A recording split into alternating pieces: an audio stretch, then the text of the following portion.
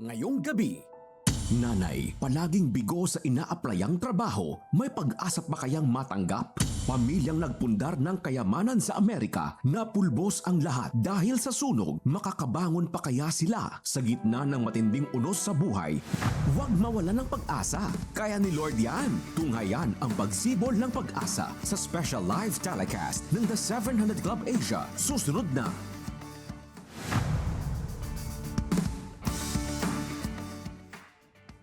Welcome to day 4 of our special live telethon. Kaya ni Lord yan! Live tayong muli sa GMA at naka-livestream din tayo sa cbnasia.org/live-tv. Pati na rin sa Facebook page at YouTube channel ng The 700 Club Asia. Share our live video on your social media accounts and use the hashtag Kaya ni Lord yan. Mapapanood din tayo sa abroad via GMA Pinoy TV. Para sa isang ina na tulad ni Maria, mahalagang makapagtapos ng pag-aaral ang kanyang mga anak. Pero paano ito mangyayari kung lagi siyang nare-reject sa trabaho? Alamin natin sa kanyang kwento. Mapagmahal na ina at guro, ngunit kinailangan ni Maria iwan ang pamilya sa Bohol para mag-apply bilang call center agent sa Cebu noong 2001. Ginawa iyon ni Maria para makapagtapos ng pag-aaral ang tatlong anak. Hindi po pwedeng hindi sila maigapang to their dreams in the future. So it's for their future. Naglaho ang lahat ng pangarap ni Maria matapos ang isang buwang pagkabigong makahanap ng trabaho.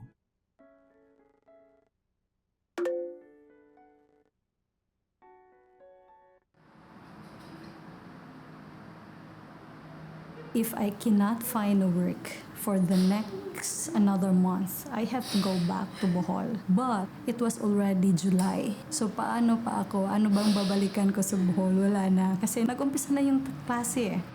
So what should I do? I have to move forward and look for another shift of career. Taong 2005, pinasok muli ni Maria ang pagtuturo bilang ESL teacher. Ang kinikita niyang 270 pesos kada araw ay hindi sapat sa pangangailangan ng kanyang pamilya. Yung mga anak ko before were still in the elementary. Parang meron pa akong time na magsisave para sa kanila for the high school and for the college. Kaagapay ni Maria ang asawa sa pagtaguyod sa pamilya. Nakapag-abroad at nagtrabaho sa Kuwait pero bumalik din ng Pilipinas pagkalipas ng ilang taon. Dahil dito, dumaan ang kanyang pamilya sa mas malaking pagsubok. Lalo na nang aksidenteng mabali ang hip bone ng kanyang asawa at tuluyan nang hindi ito makapagtrabaho. Since I already had a work during those times, of course, I didn't want to stop. Sabi ko, ikaw yung maiwan dito sa bahay, ako yung talagang magtatrabaho for the whole family. Ngunit kahit anong kayod ni Maria sa pagtatrabaho, hindi pa rin sapat ang kanyang kinikita para sa pamilya. Wala na talaga akong pera but I needed to spend and I needed to send it to them kasi kinakailangan I need to budget the entire food, allocation ng kuryente, tubig, yung mga ganun. At saka araw-araw na baon ng mga bata, tuition and everything. Hanggang isang gabi, nasumpungan ni Maria ang programang The 700 Club Asia. Nakita ko lang siya sa parang trailer, yung mga stories. Sabi ko, wow, that's related to mine. May mag-asawa na walang-wala. Mayroong mga taong humihingi sa kanila or nanghihingi sa kanila ng tulong. Hindi sila nag-atubili. And from then, doon na yung mga blessings na talagang patuloy na bumabalik sa kanila. Mula noon, naging masugid na tagapanood ng programa si Maria. Dahil sa kagustuhang makatulong sa mga programa ng CBN Asia, nagdesisyon siyang magbigay ng tulong.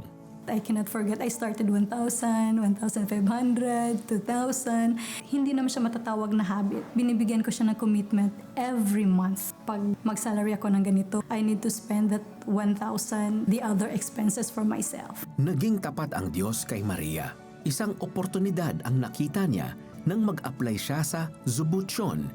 Dito nagsimulang mamayagpag ang kanyang karera hanggang naging isang manager. When I had an interview with the owner of Zubuchon, talagang it was very impressive. The owner was very simple. Hindi mo akalaing owner pala siya. Dito ko nakikita sa Zubuchon yung contentment. At kahit sa kanyang pamilya, naging tapat din ang Panginoong Jesus. Talagang kung gusto mong ipupursige yung future ng mga anak mo, education pinaka-importante na matapos nila kasi walang magnanakaw sa mga kaalaman nila at saka sa kurso nila na natapos. Sa Panginoon lahat ibinabalik ni Maria ang pasasalamat sa mga pagpapalang natatamasa. Thank you, Lord, for giving me all the strength and all the blessings, and also for giving me Zubuchon, because this company gives me every mile of my achievement. I am already satisfied and happy, feeling good if I can share my blessing to others. Ayun. How amazing is that? Yeah, you know, Peter, sometimes this waiting period is really preparation because God wants us to know how to handle, the blessings that He gives us. Tama. And in that waiting time Maria had, dun niya natagpuan yung Subuchon, di ba? Yes, And that was the yes. blessing that God was reserving for her. Yeah. Napatunayan ni Maria na sa gitna ng mga problema, kaya ni Lord tuparin ang kanyang mga pangarap. The Lord honored Maria's heart for her children. Her one desire was to give them the best education and a brighter future. At yan din ang nakita ni Maria sa mga programa ng Operation Blessing. Kaya siya nag-donate sa CBN Asia. Yes, through the donations you give, we are able to offer hope to young students through the back-to-school program of Operation Blessing. These children receive scholarships, allowances, uniforms, and other essential school supplies. But our mission doesn't stop at education. Operation Blessing also cares for the nutritional needs of underprivileged children through the Bless a Child program. Underprivileged kids receive nutritious meals for free to help them grow stronger and healthier. We also provide free vitamins and medical and dental checkups from our volunteer doctors and dentists. Victory over illiteracy, sickness, and malnutrition is possible because you choose to be part of God's work through CBN Asia. Your giving allows the Lord to use you as His vessel of victory. Our kababayans truly feel the love of God through your generosity, our faithful partners. And since yesterday, your donations have reached Yan. Ayan, 903,077. Let's keep bringing God's victory to more lives in need by giving to CBN Asia. Just scan CBN Asia's QR code being flashed on the screen, and also you can use your credit card or e-wallet. You may also call the number shown on the screen or chat with us via the 700 Club Asia Facebook Messenger. When we give, we lose nothing, but gain so much more. Romans 2:6 reminds us, God will repay each person according to what they have done. So, give now to CBN Asia. Scan the QR code, call the number on your screen, or visit cbnasia.com/give. Every gift counts, no matter what the amount is. You can give without loving, but you can never love without giving. Give love to our kababayans in need. Partner with CBN Asia. H. Hassle-free giving using credit card. GCash, Maya. E. Electronic banking through BDO. BPI. Metro Bank. And Union Bank. A. Accredited remittance center of M. Luwilier and RD Pawn Shop, or I Remit Abroad. R. Register and pay in 7-Eleven. T. Text the Prayer Center 0917-126-1442. or call 8737-0700. Partner with CBN Asia now.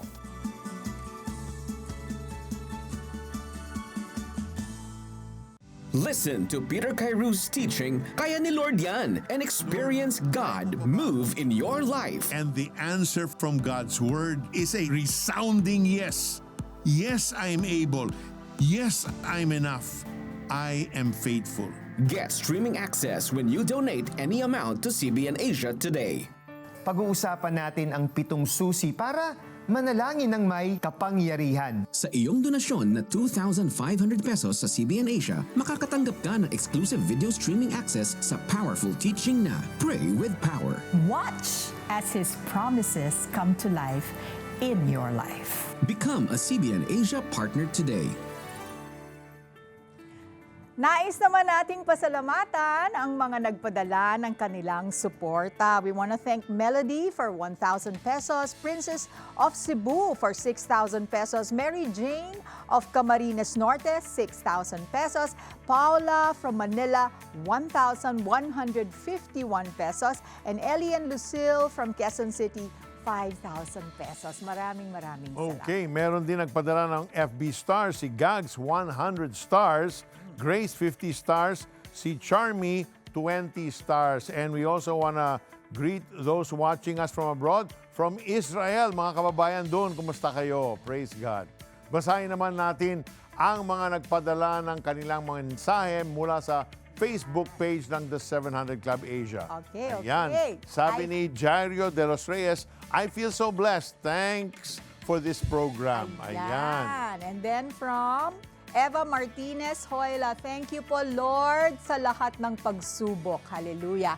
Patuloy mo po kami pinapalakas spiritual and physical and emotional. I love you, Lord. Kasi alam niya, bawat pagsubok may victory. Yes, what a wonderful mindset. Okay. At mula Lunes, your donations have already reached 905,777. Maraming salamat sa inyong pagbibigay. Sabi sa 2 Corinthians 9:7, each of you should give what you have decided in your heart to give, not reluctantly or under compulsion, for God loves a cheerful giver. Kaya magbigay tayo ng walang pag-aalinlangan. Paniwalaan natin na ang ating pagbibigay ay magbubunga ng kaginhawaan sa mga kababayan nating nangangailangan. Let's give to God's work through CBN Asia. Just scan the CBN Asia's QR code on the screen to donate using GCash, Maya, and PayPal. And as a token of our gratitude, you will receive these exclusive gifts. Magtutuisyo na si Bunso. I need job security! Pamilya ko! This message is for you. God is reminding you today, my child, I see you. I know your needs. And I want you to know that I can meet your need. Kapatid, kaya ni Lord yan. Listen to Peter Kairou's teaching, Kaya ni Lord Yan, and experience God move in your life. Get streaming access when you donate any amount to CBN Asia today.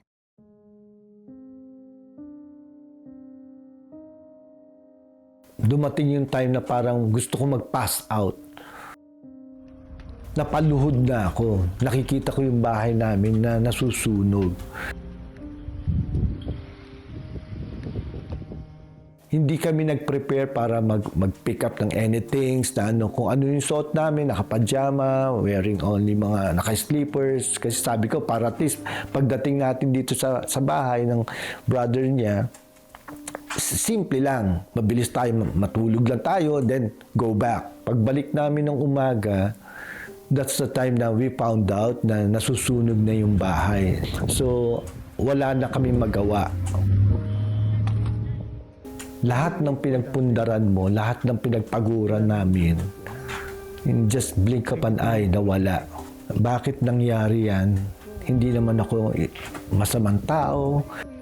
Isang linggo matapos ang malawakang sunog sa Altadena, California, bumalik si Andy sa kanyang tirahan upang tingnan ang lawak ng pinsala sa kanyang tahanan. Sinubukan niyang i-retrieve ang vault kung saan nakalagay ang kanilang life savings.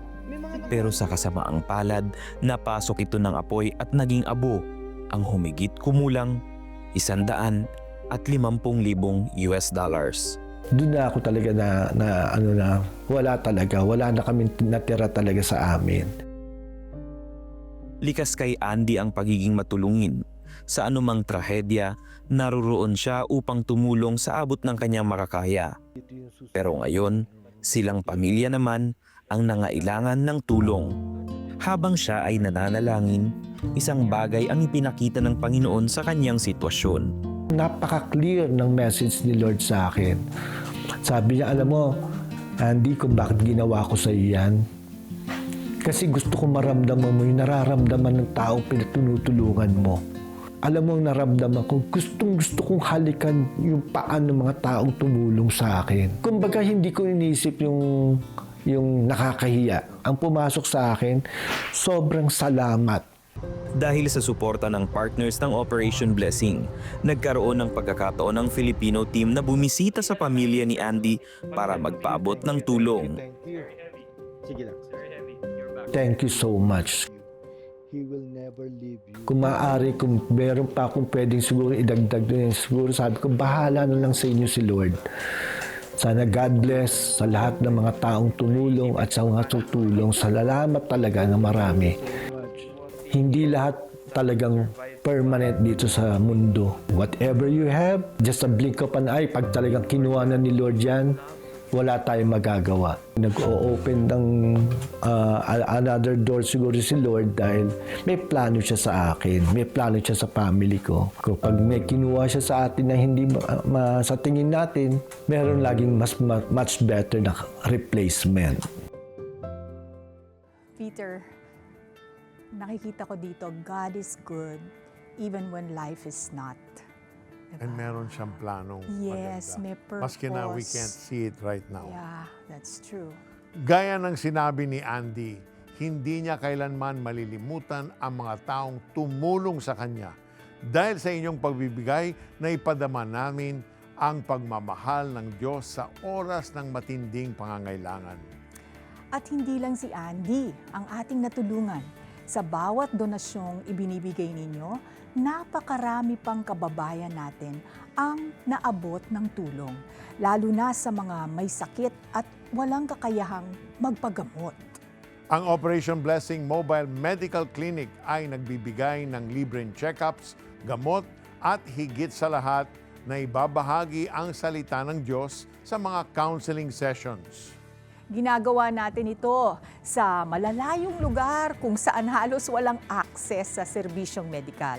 Sa bawat biyahe nito, daan-daang pasyente ang natutulungan. Bukod pa rito, may life-changing surgeries tulad ng orthopedic procedures.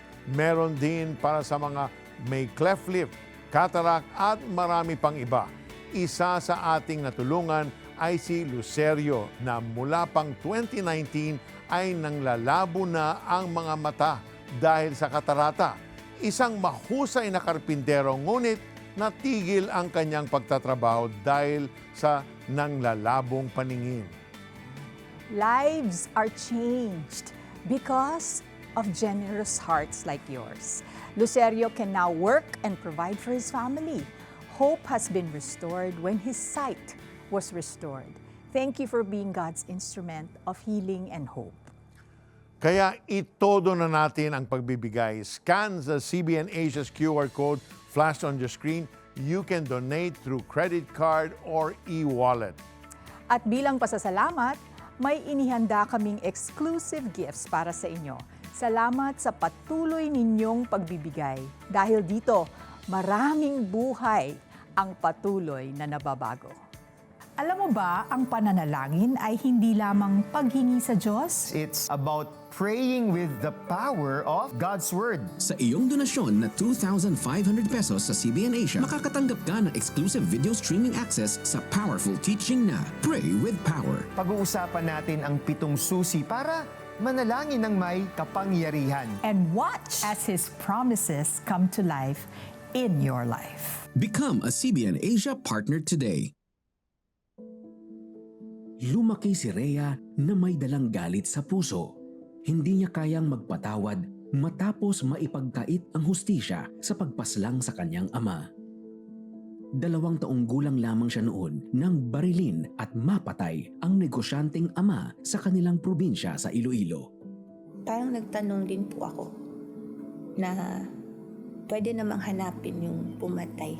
Bakit po hindi siya hinanap? Solong pinasa ng kanyang ina ang pagtataguyod sa kanila at hindi ito naging madali.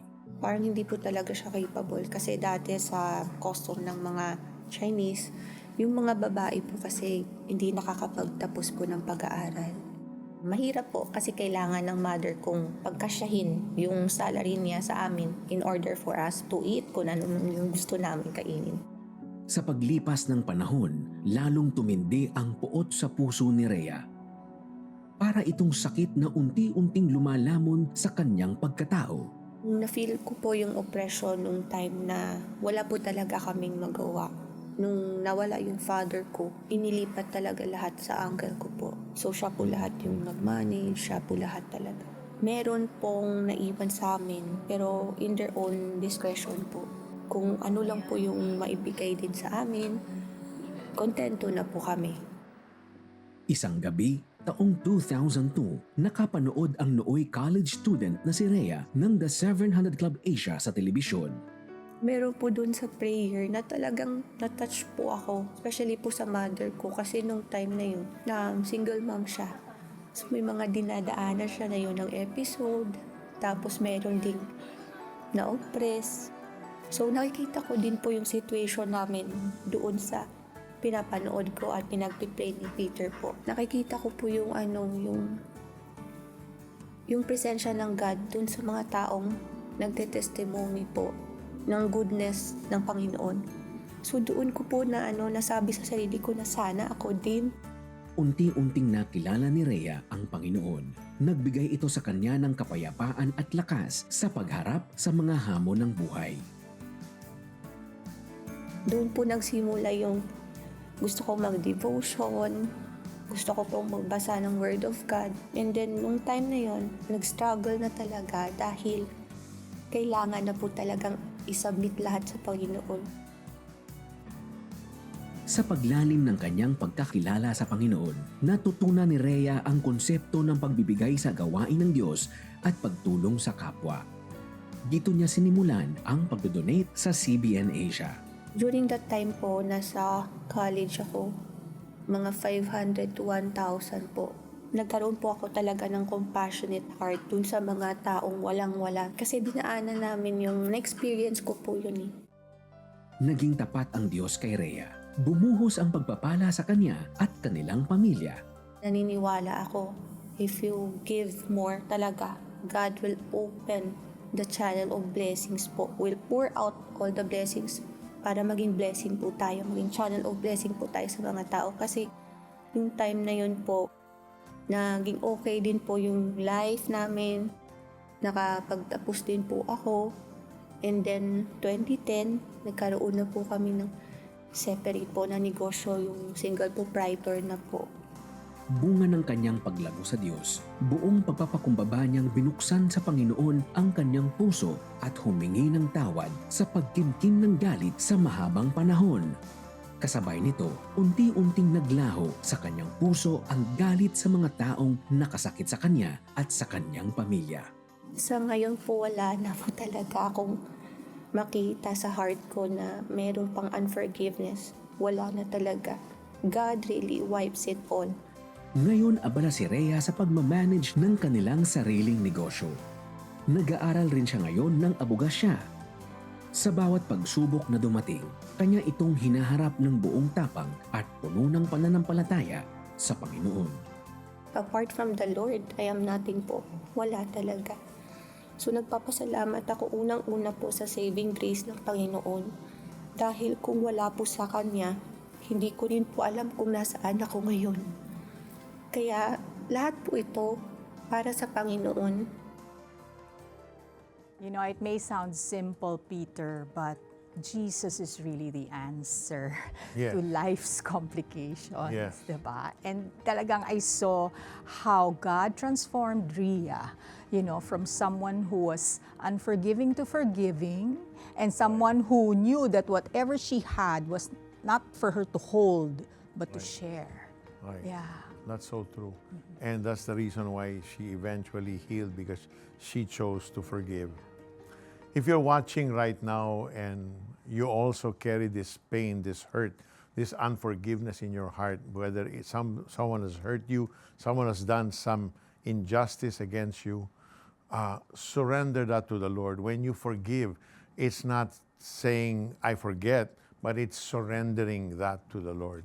And if you're watching now, we can pray a simple prayer for God to come into your life and do a transformative work in your heart. Let's pray. Heavenly Father, I come to you this very moment, Lord, with so much pain and hurt in my heart. So, Lord, I choose to lay down this burden of anger, of unforgiveness, of bitterness to you. And I choose to release those that have hurt me, not because they deserve it, but because, Lord, you forgave me first. And so right now, Lord, I ask you to come and bring healing to my heart. Restore me, Lord Jesus. And Lord, I know you died on the cross to pay for my sin and rose again that I may have new life. So right now, Lord, I invite you to come in to be my Lord and my Savior. Thank you for loving me. Thank you for saving me. Thank you for forgiving me. Thank you for giving me a brand new life. This is my prayer in Jesus' name. Amen. Nagnalangin si Peter Kairos at ako'y sumunod. Naramdaman ko na tuloy-tuloy ang pag-recover ko. Doon ko naranasan yung kapangyarihan ng Diyos. Wala kaming pera pero naitayo namin yung farm na ito. Nag-restore sa akin, finances, trabaho. Lahat po yan galing sa Panginoon. Tulad ba nila ay sinagot din ng Panginoong Jesus ang iyong panalangin? We want to hear it from you. Please text answered prayer and share your story with us. Send it to 0917-126-1442. CBN Asia would like to thank the following: M. Luilier, iRemit, RD Pawn Shop, 7-Eleven, EC Pay, BPI eDonate, Adstrat, United Neon, Nixis, Kuya Dong's Resto Grill, Bread Talk. Do you feel lost in darkness? There is light and hope in Jesus. Through His death and resurrection, He conquered sin and death, offering us victory and a new life. Because of Him, we have the strength to face every trial and the promise of eternal hope. Sabi nga sa 1 John 5:4, sapagkat napapagtagumpayan ng mga anak ng Diyos ang sanlibutan at nagtatagumpay tayo sa pamamagitan ng pananampalataya. Ano man ang pagsubok, Ano man ang problemang dumating, kaya ni Lord yan. Ayan. Okay. Meron tayong mga... sige. We'll thank these people. Rosario, thank you for 1,000 peso donation. Evelyn from Quezon City, 200. Marvin, 18 pesos. Mary Ann from Pampanga, 500 pesos. Christy from Bataan, 200 pesos. Ayan, meron ka pang FB stars. Yes, Josette, maraming salamat for the 100 stars. Ayan, Rowena, taga Quezon City, 500. Karen from Manila, 200. Cher, 500. Si Ray, taga San Mateo Rizal, 1,000. Julie, 300 pesos. Si Rem, taga Parañaque, 1,000. And Mayan, taga Pampanga, 500 monthly. And there are more countries watching us. Saudi Arabia and Kuwait. Kumusta kayo dyan? Ayan. Meron din tayong comment. Yes, we have a comment. Saan? And where we... Oh, here. Ayun. Hi! I love your show po. Thank you for your program. Ang dami nyo pong natutulungan. Please pray for my father po, his total healing on his condition of upper gastrointestinal bleeding and lung problem. Please pray also for me for total healing of my previous restoration. That's from Josette. Lord, we just declare healing on Josette's and on Josette's father, his lungs, Lord God, restore him, his whole intestinal area, Lord God. Release your supernatural touch in Jesus' name. Amen and amen. Okay. And so far, your donations have reached 940,395. Keep calling, keep giving. Marami pa kaming inihandang kwento para sa inyo. Sundan niyo ulit kami bukas, same time, same channel. Keep calling. Keep calling.